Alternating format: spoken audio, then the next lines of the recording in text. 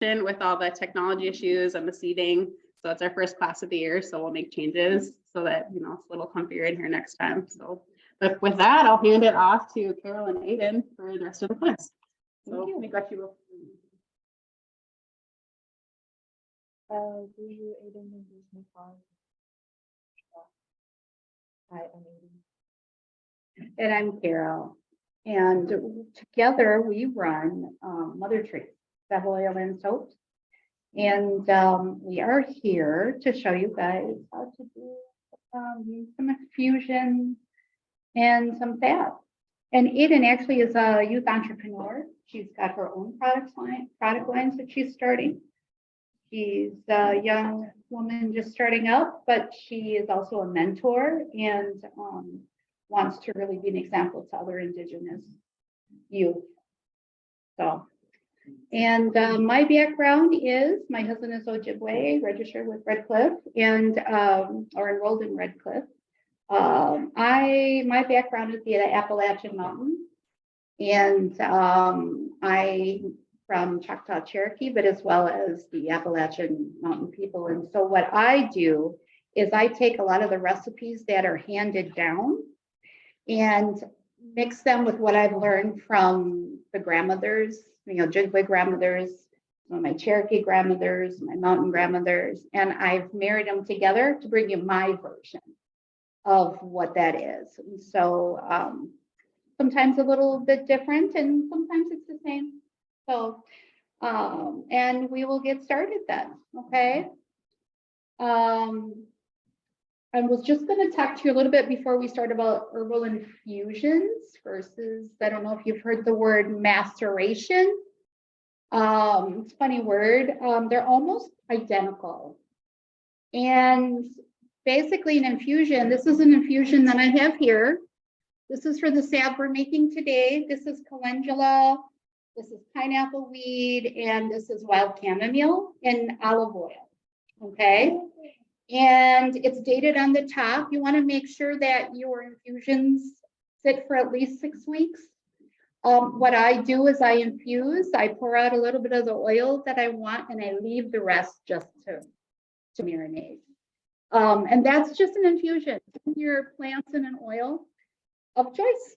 And a maceration is where you really heat the oil up on low heat. You can put it in a crock pot for 5 days on low, and you know, in some water, and just really releases that, you know, those plant medicines and things in there. And so they're basically the same thing.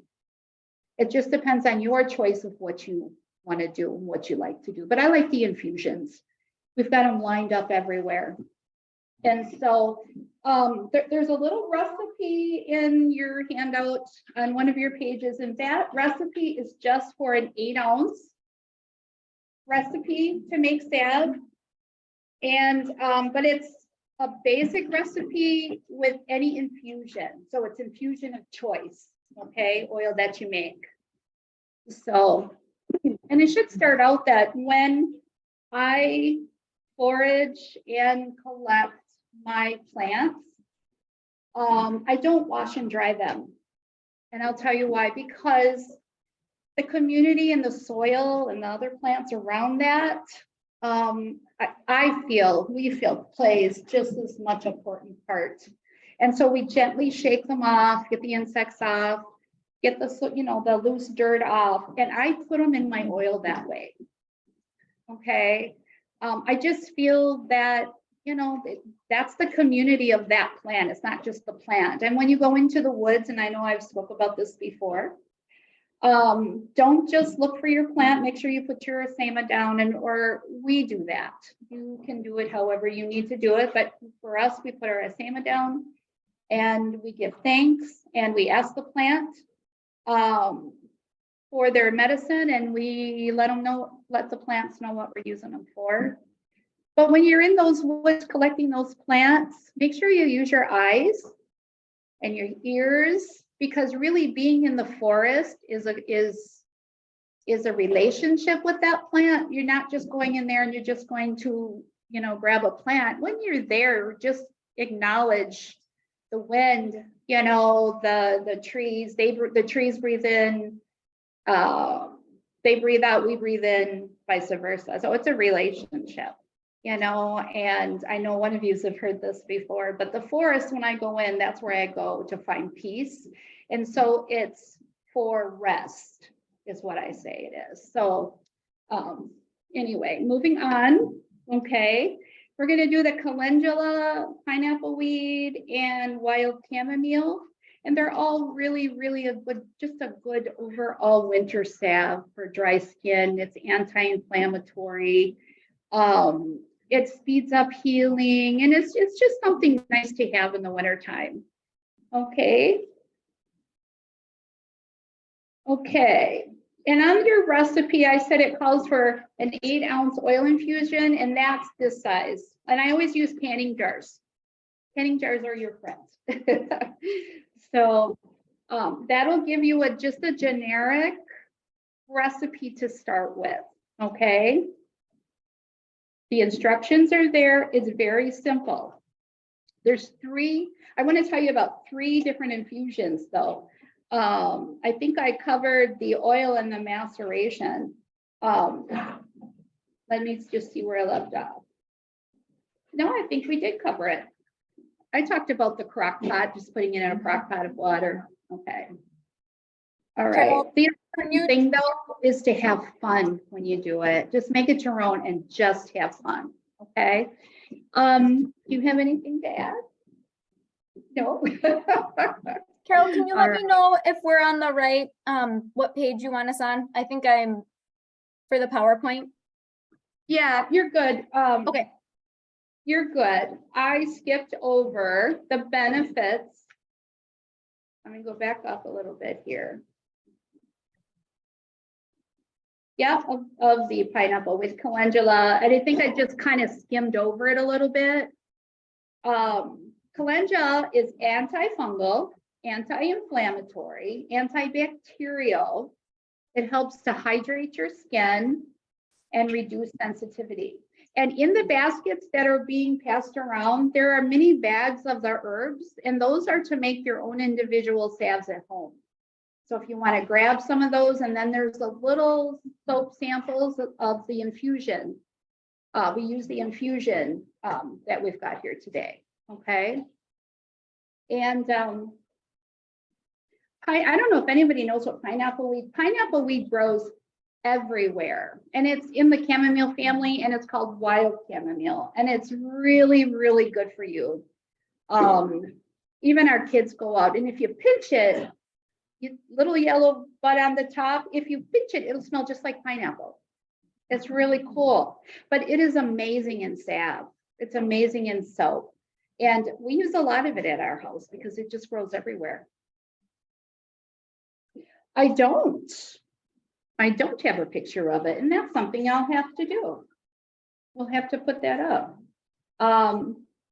What I do is I add lemongrass, some lavender, and some cedar, and the essential oils don't make the infusion less, but actually strengthens it. I use the essential oils to just bring out some of the scents that you smell, and it adds to the strength. You know, it just makes it more potent, more powerful. Carol? Essential oils, yes. We have a question. Sure. If you have any props in front of you, could you hold them up to the screen so folks at home can see? Oh, sure. What you're working on. One of the props I have is the infusion. Are you able to get that? It's Yep. labeled on the top and when we began, because we want it to be 6 weeks. And Yep. it just marinates in the oil. And what kind of oil do you use for that infusion? I use olive oil. You can use your oil of choice, but olive oil I just found is just rich. And besides the medicinal properties, they're finding that olive oil is an anti-cancer for fighting skin cancer. And it's just got lots and lots and lots of good things in it. And I think that's what I learned on. And so I'm just used to the olive oil. It's my oil of choice, but you can use sweet almond oil. You can use castor oil. You can just grapeseed oil. So avocado oil. It's just your oil of choice. Okay. I have some beeswax as well, and these are beeswax pellets. If you guys get beeswax, I would highly recommend getting the pellets. If you can't find the pellets, they melt better, but if you can't find them, I know locally we get also the slabs. They're like thin slabs of beeswax, and you just grate it on a grater, shred it up, and because if you leave it whole, it's not going to melt very well. It's going to take you forever, and it's going to be harder to judge. Okay. I also want to show you guys a shortcut. Okay, your recipe is for 8 ounces. So that's your basic recipe. I don't know what the next page is there. Do you have? There you go. There you go. That's the recipe I was talking about earlier. 8 ounces of strained infusion. And so that would be this canning jar right here. Okay. If you're making this size, I eyeball it, and this will be something easy to remember. Here it says 4 tablespoons of beeswax pellets. And actually, to make it really simple for you, remember 8 ounces is always 2 ounces of beeswax. And that would be something to remember because it's really helpful. Just 2 ounces of beeswax to the rest oil. And you're going to leave a little bit of room at the top, just because once that beeswax melts, it'll rise just a little bit. So if you're using, for instance, a big canning jar like this is what I use a lot. Can you see that? This is my jar that I love, these jars. When you're making them in these jars, so the rule was 2 ounces in the 8 ounce jar. And so this is going to be 2 cups and the rest oil. Do you see how that works? So it's just, okay. And so what we've got here now is a strained version of this. All I do is take this with a little strainer. You can use cheesecloth. You can use those little screens to strain things. You just pour out what you need and leave the rest in there, okay? Just leave the rest in there because the longer you can let it marinate, the better. I've left them for, I don't want to walk in front of you, Ayeden. I've left them for 6 weeks, 6 months to a year, and I find that it's just so nice. You can use it before then, or if you're in a pinch, do the maceration, put it in the crock pot or on the stove and just let it slow boil on a low simmer, for a couple of days. And you'll get medicine from that, okay? Any questions so far?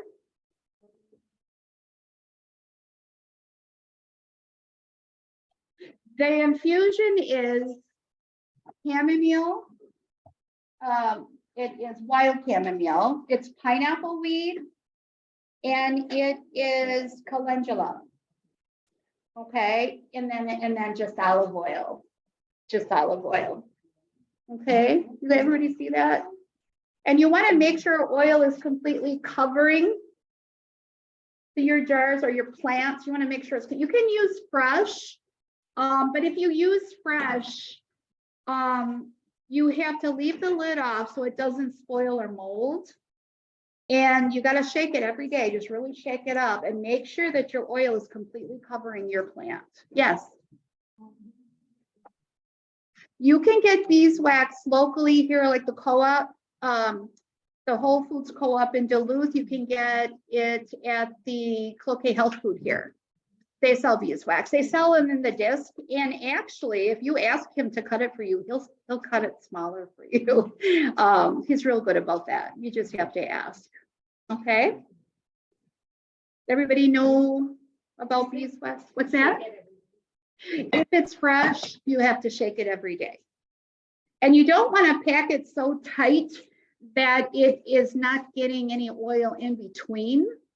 You know, you want to keep it packed, but you want to also have it loose enough. Okay. And that'll get darker. And this now is the strain version of this infusion. Okay. So I just And want to, I just want yes. to confirm, did you say the infusion is what you let sit for 6 months Yes. to a year, and that's using the dried? The dried. Yes. The dried, okay. That's right, yes. And you can, you know, the fresh, it's beautiful. But I just found that I like to kind of put it on the shelf and forget about it until I need it. You know, our house is just crazy with kids and stuff, and you have to remember to make sure to go back and take care of that. So it's user friendly for our household, if that makes any sense. Okay. What we're gonna do, I've got a double boiler back here. Okay, we're gonna turn it down just a little bit. Does everyone know how to make a double boiler? Ooh. Can you tilt your camera a touch so we can see what you're doing? Yes, actually, here we go. Let's see if we can tilt that. Perfect, thank you. Okay, and we just made a makeshift double boiler. You don't have to go out and buy a double boiler. You really don't. What we did was we put some water in a pot on simmer, put a bowl on top. Okay, I'm just gonna turn it down just a little bit. You don't want it too high so that it boils over. And what I'm gonna do is I'm going to, and I'm eyeballing this, and I've already got, remember I said this will be 2 cups, and I've got my 2 cups ready, okay? So I'm going to pour this in to the top of the double boiler. Aiden's going to stir the beeswax in just a minute.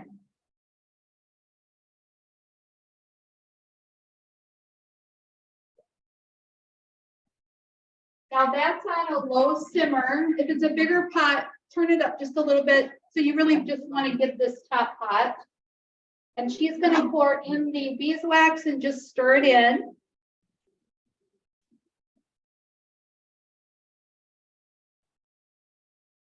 A double boiler, you could just take a pot, okay, and put, yeah, and just put something that won't, you know, that's heat resistant, of course.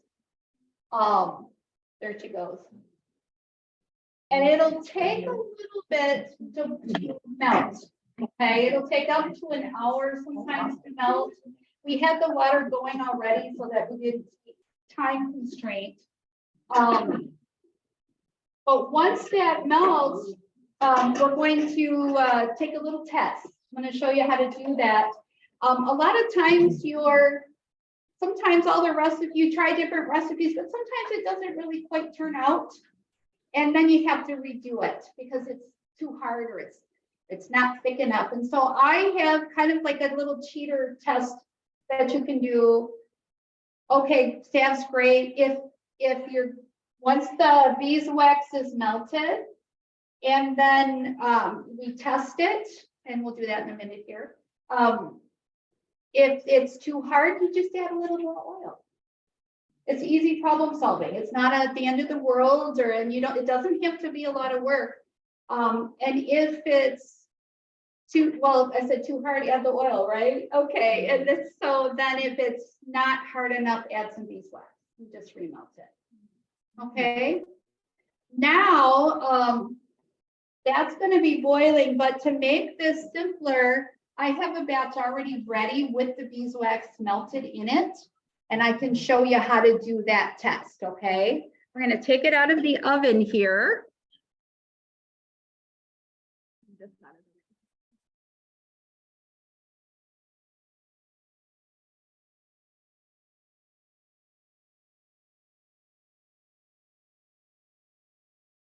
Put it on here.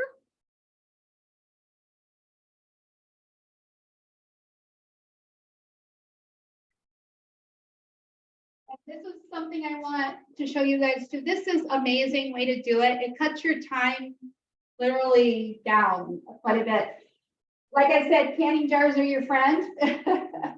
This is my canning jar. It's all melted. The beeswax is in this part. But in this part, I put the beeswax right into the can or right into the jar. Okay. And then I add the oil. I put the whole thing in the oven. And it takes about an hour on about 210 to 250. But one rule of thought is to remember when you're getting these big jars, don't get the ones that aren't actual canning jars. They'll bust in your oven. I've had that happen to me in the very beginning. And it's not a good thing to clean up, trust me. It's not. So yeah. Would you, in the yes. oven, when you're doing it in the oven, would you fill those jars around on the outside with water? Or would you No. let them sit? No, you just set it right in the oven, and what we did, and I'll bring this out so you can see it. Set it on a cookie sheet, and we shut the oven, and we left it alone for an hour and came back and stirred it up to see if it's done. And it's a lot easier than having to watch, you know, a double boiler, you know, especially if you have kids running around. But again, it's what you like to do. But this is kind of a nice thing. You know, and when it's done, you have your whole container and you just put it on the shelf so you need it. Okay. I hope they don't drop this. See, it's a lot darker. There, will you shut the oven for me, honey? Okay. Smells wonderful too. It smells amazing. And I don't know if you, let me turn the camera a little bit so you can see that. Thank you. Yes. Are you able to see that? How about now? Yes. Now, if you see after you strain that there's a little bit of herbs kind of milling around, don't strain those out. Don't worry about it. They're so tiny. And I think they add to the salve. I really do. I just think they add to the salve. And make it really nice. And it just reminds you that it's, you know, that it's foraged or it's wildcrafted. So, and so now what we're going to do, we're going to get our spoon. And I'm going to put this up close, hopefully, so you guys can see at home. But for your test, give it a stir. Make sure it's all mixed up there. And we're going to take a little bit onto our spoon. This is how you're going to test it. Are you able to see? I don't know if you're able to see. I have bifocals, so there you go. Okay, so we're just going to blow one a little bit. And then I'll pass this around so you guys can see.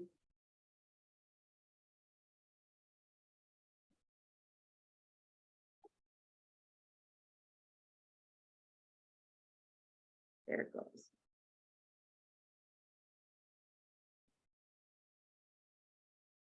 And if you have your little jars, just for me, Eden, for a minute, actually work better.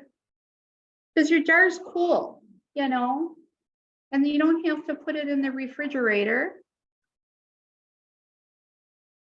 Let's do a little more so you can see better at home.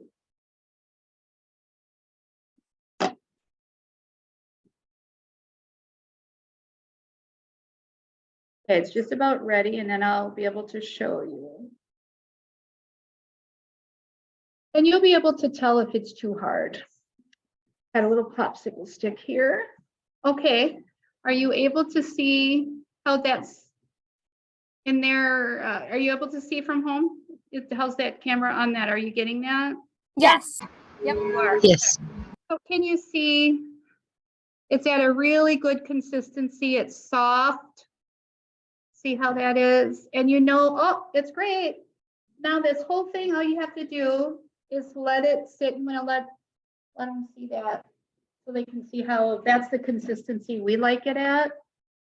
And then you can also keep that on your spoon. It'll do the same thing, but that quickens it up when it's a little bit cool.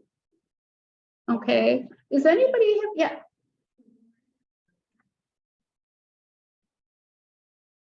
Yeah. We don't. Yes, that's how we do the salves. Absolutely. And we don't do them till they're hard. That's more like a balm. I think they call it a balm, but we like it softer. And I actually, no, it doesn't stay liquidy. Here's a sample right here.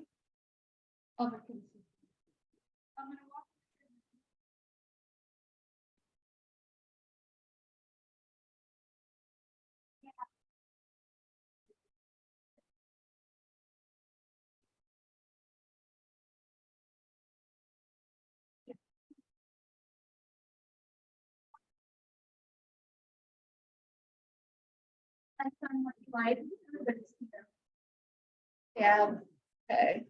Now come over here for the folks at home. See how that is? And that's the consistency that we like. Are you able to see that? Yep, we can Yes. see that. Can you repeat the question? Yes. She said that when she thinks of salve, I was gonna correct me if I'm wrong. When she thinks of a salve, she thinks of it softer and not really hard, basically, and that's why I brought the sample out. Just of one of the little tester ones that we had just to show around. And so it was basically her input as well, and not really a question. Anybody else have a question though before we move on? Yes.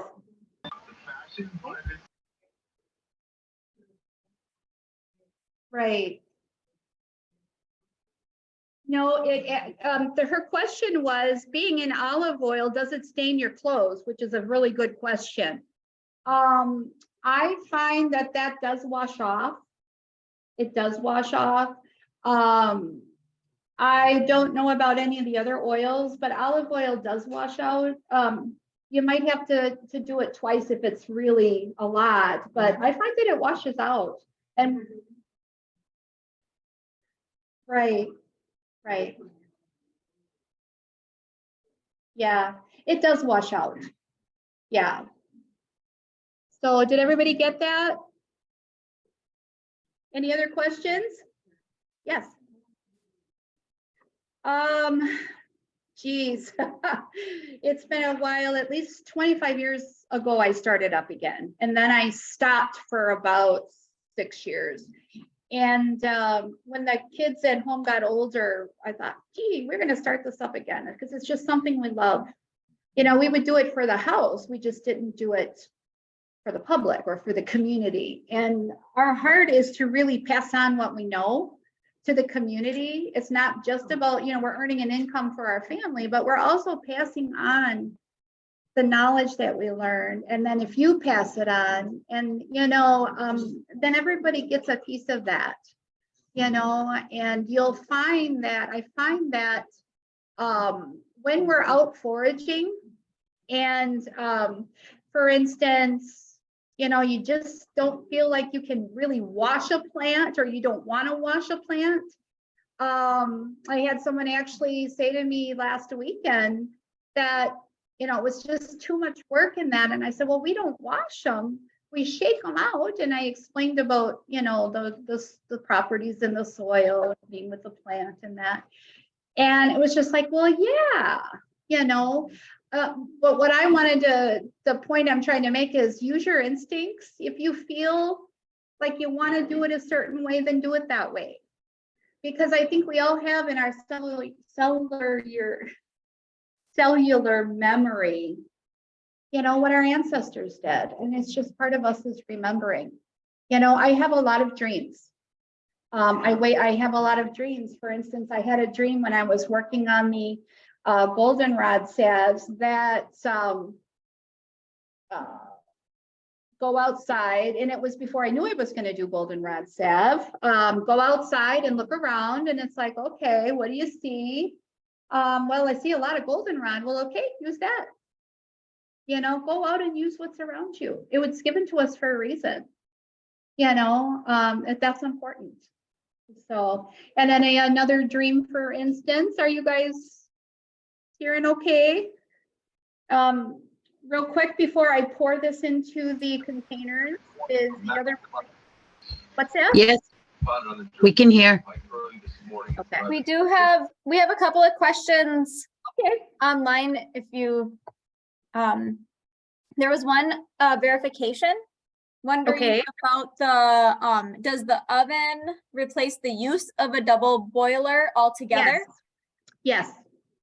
And then do you melt the beeswax first though when you're using the oven, or you just put the pellets in? You put everything in and you put it in the oven, you know, just maybe give it a stir. And so the beeswax doesn't sit in the bottom, just give it a stir and, you know, you're good to go. I wouldn't go over 250. Beeswax melts at about 210.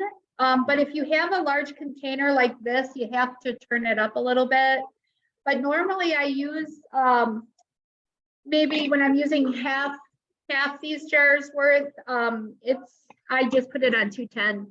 And it takes about an hour and a half. You know, you want to set the timer, but if you forget about it, nothing's really going to happen. Just be careful when you're using a double boiler or when it's in the oven, not to go any higher than that, because you can scorch your oils. Like olive oil, be aware that your oils have a flash point. You know, they can burn.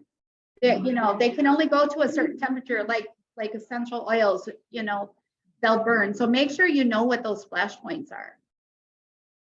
What's that? Yeah, it does. Grandma Holly, is that your name? Yeah, she said oil gets bitter if you cook it too long. So, and it will ruin a whole batch. It really will.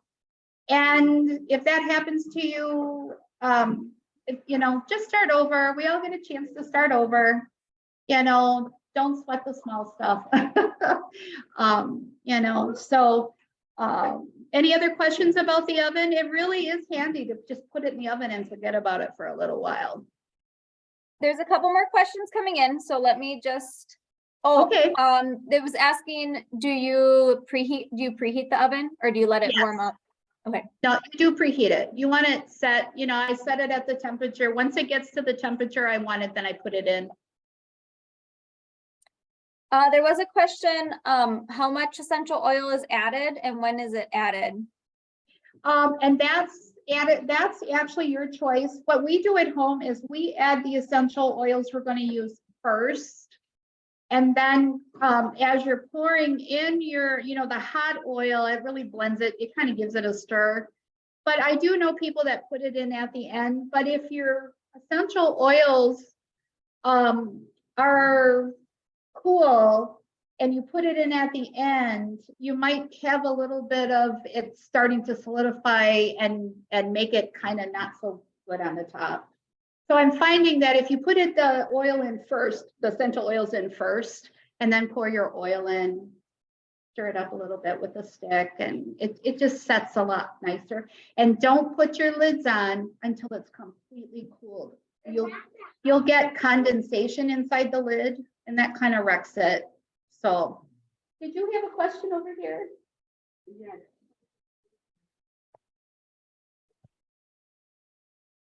You want it somewhere? Yes. No, 6 weeks. Yeah, 6 weeks. I try to leave mine 6 months to a year.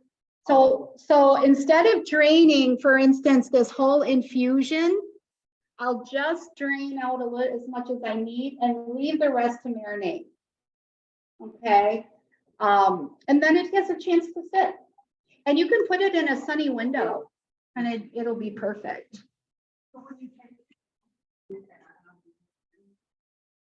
Sometimes I'll add a little bit more oil. Yeah. Yes. The difference between a dry infusion and a fresh infusion. The fresh infusion is where you can't be covered at the top like dry can. Okay, you can cover it and leave it sit. Fresh, you can't cover or it will get moist, and you know how they can mold. And you have to shake it every day. You have to make sure it really gets mixed up, actually a couple times a day. until you get it to where you want it, at least 6 weeks. And that's why, like I said, we do the dry, because we can really just put it on the shelf and forget about it. Okay, and if you need something quicker, put it in crock pot for like 4 or 5 days on low in some water. Just set your infusion in there, and then you'll be able to use it after that. So, okay, you'll still get medicinal properties. Any other questions? Yes, the whole jar goes in the water in the crock pot, and you got to watch that water so it doesn't evaporate. So, okay. What's that? I know you mentioned this, but can you talk about the herbs and plants again that you have in your infusion? Yes. In the infusion that we're doing and making this salve, there is calendula, there is wild chamomile, and pineapple weed. I really do wish I had a picture of pineapple weed. You can Google what it looks like, and I bet when you Google that, you're gonna go, oh my gosh, I know where that grows, you know? So, but like I said, we use a lot of pineapple weed, and there's actually a lot of pineapple weed mixed into this infusion. What's that? No. Actually, what I do, I just put it in. I do equal amounts of each. But okay, sometimes I'll just go, and when I like the first aid salve, we have a minimum of 25 plants in there, and we'll walk out in the yard and we'll find something, you know, and we'll take that and just add it to the jar that's already infusing, you know, and don't be afraid to do that, because there's so many nice things and they come up at different times of the year. So, okay, and so what we're gonna do is, we have these jars here, and I did bring some essential oils. I brought lavender, and I brought cedar and frankincense and rosemary. And these are the things that I put in the salve. And if you guys can start off, these are small jars. Okay, and so I'm going to show you, you can each take a jar, and you can put some of the oils in, and then we'll fill it. Okay, we'll come around with a little cup and we'll fill the rosemary. As you can see, there's little droppers. See the droppers? And when you do that, you'll see this amount that comes up. That's the amount of rosemary or frankincense that you want in there. Okay, just a dropper full mixed in, and then about 2 or 3 drops of the rest in there. And I'm not going to put the lemongrass out because there's not enough to go around. So we can leave that out. And then just mix it up a little bit and let it sit. Okay, so we're going to start handing these out. Is there any other questions before we hand some of these out? Yes. Oh, I did. I'm sorry. I got sidetracked. I'm so nervous. Thank you for bearing with me, everybody. I'm shaking like a leaf. Poor Ayeden. She just keeps getting behind me, but she'll be all right. Yeah, there were many dreams. The one dream that I had when I was making the pine resin, you know, where we scraped the trees with the pine resin, right before I was going to do a batch of soap. And I was putting the pine resin in the middle of the process. And in the dreams, my grandmother said, "You put that pine resin in at the end." Like, okay. So it's just dreams, but I do dream a lot. Sometimes I'll walk into the woods. I tried to get a video. I can still pass that around. I tried to get it to load so that we could use it. I just couldn't get it to load. When I was in Tennessee 2 years ago visiting family, I had a dream of a song. I was at a real low point in my life. I had a dream of a song, and I was trying to learn it. And I had my phone going and it was playing into my headphones actually were my hearing aids. And I was singing along and the tree in front of me, the leaves started doing this. And I can still pass that around if anybody's interested in seeing it, or you can email me and I'd be glad to send it. But they were doing this. There was no wind, there was nothing. And the tree in front of me, I think it was a maple tree, the tree in front of me, the leaves, 2 leaves just started doing this as I was singing the song, trying to learn it. And then the 2 leaves behind it.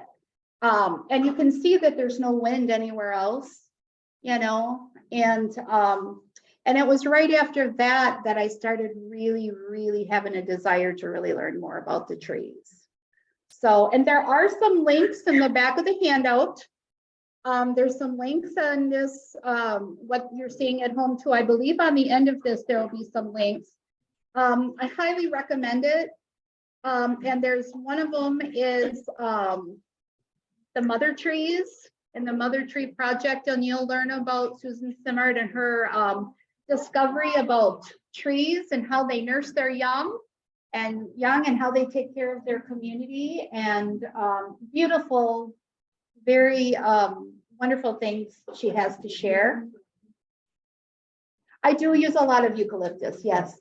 I use wintergreen. I have foraged that in Wisconsin. It's the only place I've been able to find it right now. So, but I use lots of different essential oils and yeah, absolutely. Carol, Absolutely. Yes. where do you get your essential oils from? I liked, as much as I love doTERRA and Young's, I use those personal use only, because cost effective wise, it's too expensive when you're making lots of something. And so I do like the Now brand. I use a lot of that, and I've discovered that I really like the Sun essential oils. It's pure essential oils, and it's more economical to get the 4-ounce, and cost effective wise, they're pretty good. Not everybody can afford the really expensive oils, you know. So as long as it's 100% essential oil in it, you don't want any other chemicals. Okay. But that's mostly, I think I have some that were given to me of Nature's Alchemy, which I also like. But those are usually the ones that I really use a lot of. So, any other questions? Somebody in there? Oh, yes.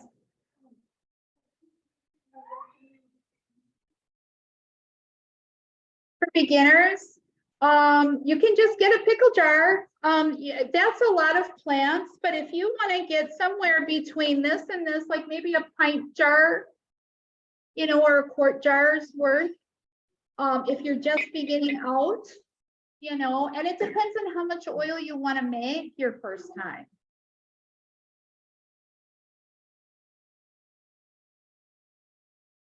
You can, she's asking if you, when you're first starting out, correct? Correct me if I'm wrong.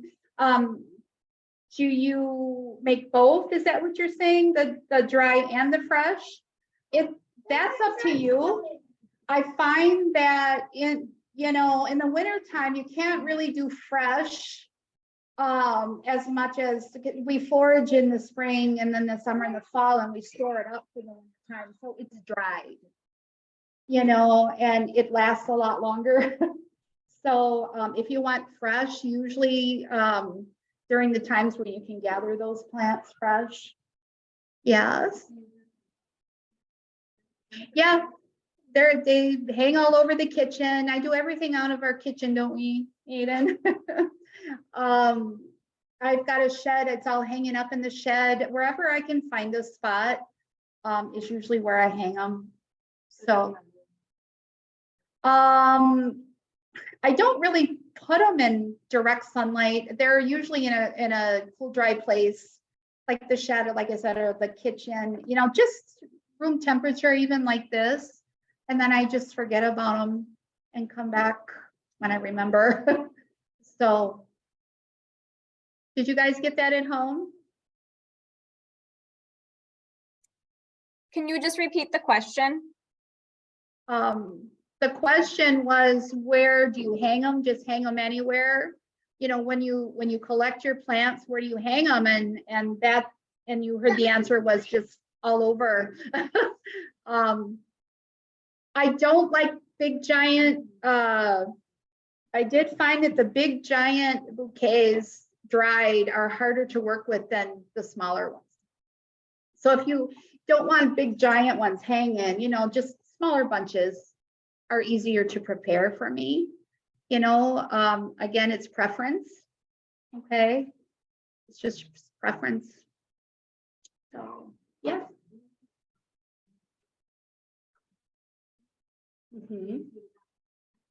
I do take it off the stem. I actually peel the stem, and I do use the peelings from the stem as well. So. Any other questions? So we have one more. Oh, someone just asked about like using the salve. Is there like a special use for it, or what would you recommend? Yes, the salve is a good eczema salve. It's just a really good eczema salve. You can add what you want, and I know Miss Holly mentioned eucalyptus, and our salves that we use for itching, it just depends on your choice of essential oil, but this is really good. The calendula and the pineapple wood, it's calming to the skin. It is just overall for chafing and chapping, chapped skin, but a really good winter eczema skin salve. So it's anti-inflammatory, antibacterial. So if you don't put anything like lemon in it, which can kind of smart, it's really good for just like even after a sunburn in the summertime, but it's calming. It's calming to the skin and healing. Okay. We're going to start to pour this. Yeah, thank What's you that? so much, Carol. I'm going to end the recording. So I just wanted to say thank you so much. Folks on the Zoom, feel free to hang around if you want, but I believe you guys are going to start putting the salve mixture into your containers. So Yes. Thank you again. I'm going to stop the recording, but I'll let people stay on as they want to listen to the conversation. Okay, and thank you everybody for being patient with me and my nerves. I go blank.